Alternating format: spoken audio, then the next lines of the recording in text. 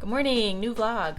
I have my hood up and I'm covering up all my hair because I just took a shower and my hair is still damp.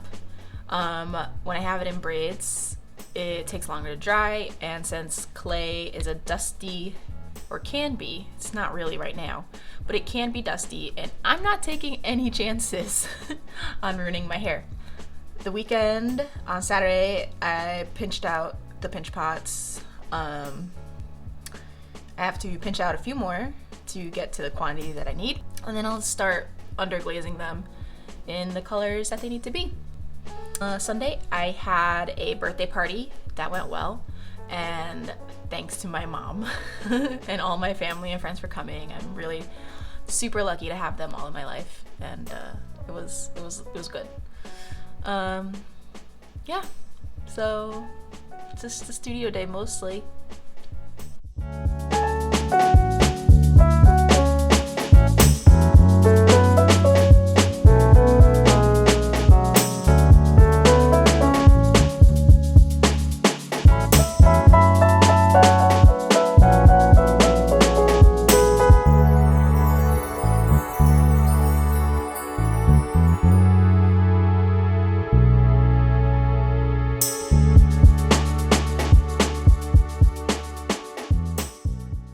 Okay, so basically, now that most of them are pinched out, I am smoothing out all of these little imperfections. Like, they can make really cool effects in the glaze, but that's not the look we're going for. So it's nice and smooth. If I wanted this to be like perfectly smooth, I would use like a Sureform tool, but we're looking for that sort of handmade. You can see my pinchies, my pinch. We're going for that effect. So just a nice simple wipe from the sponge works great. And since there's no grog in this clay, all I need is a sponge. If there was grog, then I'd be using a rib, but that's fine. Sometimes it's like my favorite part to be like, ooh, look, smooth. I love clay.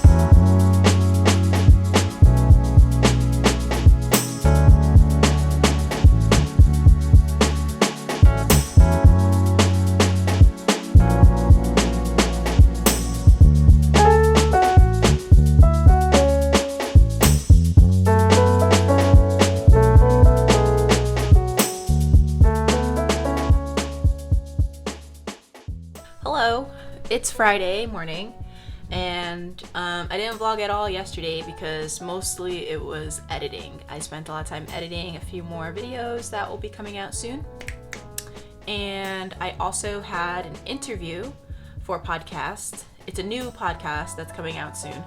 Not sure what else I can say about it, so I'll just say that it was super fun, and I got to talk about ceramics and nerd stuff, which was great. Yeah, so as soon as that comes out, I will be sure to let you guys know. And then at D&D at night, and I ended up taking out my braids because I was worried that they were starting to not dry like they should. So I was a little bit sad about it, but at least it was only a couple hours that it took to take out the braids. I really wanted to have them for PAX East just because having my hair braided is so much easier when it comes to traveling than having my hair out, but oh well, whatever. So this morning I spent most of it packing for the weekend because we're leaving tonight, even though we only have Sunday tickets, but we're gonna drive tonight up to Boston, spend the day Saturday probably go to Newberry Comics and do some other nerd adjacent things. And then Sunday is the day that we have tickets to PAX. So that'll be fun. I glazed a few more pinch pots. I'm hoping to have some time after I run some errands today before we leave, because we're not leaving till like 5 or 6. So I won't be ending the vlog here. I'll probably show a little bit of my weekend in Boston and PAX and show you guys whatever dice I buy probably. And yeah, side note. So a few days ago, Etsy sent out this email saying that you'll be charged anywhere between 12 to 15% on top of your listing cost, basically forcing you to participate into these ads. So if you make less than 10 grand, then you can opt out during this short window of time, but then if you make over 10 grand, then you can't opt out. And like, I'm like really glad I brought most of my business to my website. I think that would make a really good video topic. I'll gather my thoughts on this topic for another video because I want to talk about it and I think it'd make a good video. Especially coming from someone who just moved from Etsy to their own website. It's been about 6 months for me running my own website, like e-commerce on there, and kind of like weaning myself off of Etsy and all its functions. And so far, I can't complain. Okay, anyways, I got a lot of stuff to do today.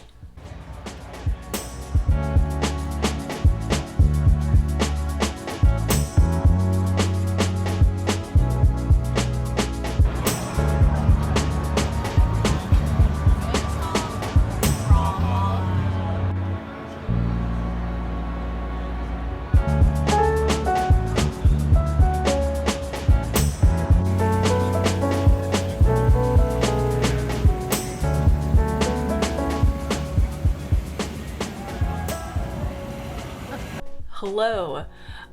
Friday I ended up rushing so much and I ended up not recording as much as I wanted to for the day, but like by the skin of my teeth I got everything done. We arrived in Boston kind of on the later side, but that's okay. We just kind of like chilled out, ordered Indian food, hung out, chit-chatted, caught up. That was really great. Saturday we spent most of the day on Newberry Street, which has a lot of shopping and galleries, but most notably Newberry Comics, which if you haven't been, it's 3 floors of like pop culture.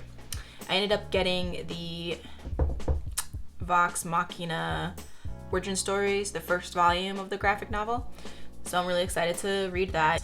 There was a cute little anime shop also on Newberry Street that we went to. It's really small, but it's nice to see like a giant Totoro. They have a Totoro that's like maybe 5'5", 5'6", just like a little bit shorter than me. So that shop is always really cute. And Sunday was the day that we had a ticket for the convention, and we ended up getting there around 11:30, almost noon, which was fine because we still ended up having enough time to explore everything we wanted. And we didn't miss anything that we were planning because we don't normally go to the panels. And it's a big convention, so it's always plenty to do and see. The first game that I got to try was Ruin Special Factory 4, Ruin Factory Special 4, whatever that game is called. It's really cute.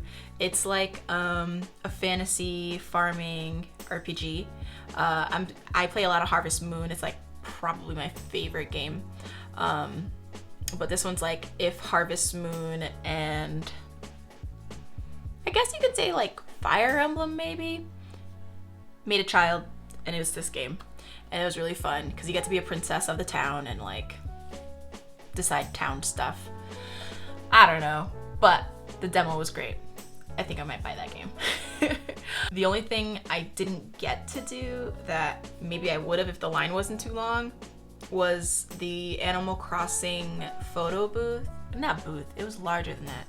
photo experience. They had a little campsite, they had a door, they had a bunch of the trees, and it looked like you could literally be inside the video game. It even had projected waves crashing, and then the music was so peaceful. Like, the whole setup was so cool. So I can understand why the line was so long from the time we got there until the con closed. Like, it was always busy, and they even had a sign that said the line is closed. So every time I walked by, I'd be like, oh, the line's closed. So it was an impossible task, but that's okay. I still got some pictures of that booth. It was really cool. And I tried out a few other games that were very beautiful. There's one called, it's like a pop music game that's really cute. If I think of the name of it, I'll post it here. I don't remember names of things very easily. Then there was another one where you're a guy who likes to play guitar and you try and find a jazz club, and literally the entire scene is interactive and musical. So when you select what you're gonna say, it's different pitches. When you're hopping on mushrooms, they make a different noise. If you shred in the air, your guitar, it interacts with the music and the scene around in the game, and it's just so aesthetically pleasing that I think it'd be the most chill game to play, and it's so different from like fighting games, you know? Oh, Baldur's Gate. Okay, so Baldur's Gate, they had a presentation. I didn't go see it, but that's okay. My friend went, and it looks so cool. And me and my friends, in one of our campaigns, we actually played through Baldur's Gate, and it is so cool to see the game that we're playing together, but it's like theater of the mind, right? Because it's Dungeons and Dragons. But to see it come to life in a video game, to see the mind flayers and the, what are they called? Giantes? I probably say that wrong. But them flying in on the dragons, and it was just so cool. And the whole thing was like, it's like a castle on the outside with the mind flayers ship on top. I don't know what it's called, but it looks like a snail with tentacles, and it is so cool. And the video game looks like it's gonna be really dope. Like, the character creation you can pick, like your class and your race, and like your appearance and all that fun stuff. So I'm excited for that game. Don't know if or when I'll buy it because I don't have that much time for video games, but maybe someday, eventually. If not, I might just go play it at my friend's house for like, you know, an hour or two and be like, okay, that was enough for me. And then as far as the board games go, like in PAX East, you can borrow a board game and just sit in the back and play a board game if you want to, and try a bunch of different board games. We didn't have enough time to actually play it, but we just like went through and read the cards because it looked really funny. And it was like this anime love high school thing where it's just like, oh no, you have to win the attention of some boy, and they had like 5 different archetypes of schoolgirls, and it's just, it was really funny. Would I buy that game to actually play it? Maybe. So PAX East was awesome. I feel rejuvenated and inspired for other different types of ceramics and drawings. I can't wait for Animal Crossing. It's gonna be so cute. And yeah, that was my weekend. So I'll end the vlog here. I have to go check on my kiln downstairs to see how things went because I didn't get to open it last week, so I just have to go look at it. But that'll be in the next vlog. Thank you so much for watching. You guys are so awesome. Thank you for your support. Like and subscribe if you like this sort of stuff. Yeah, bye.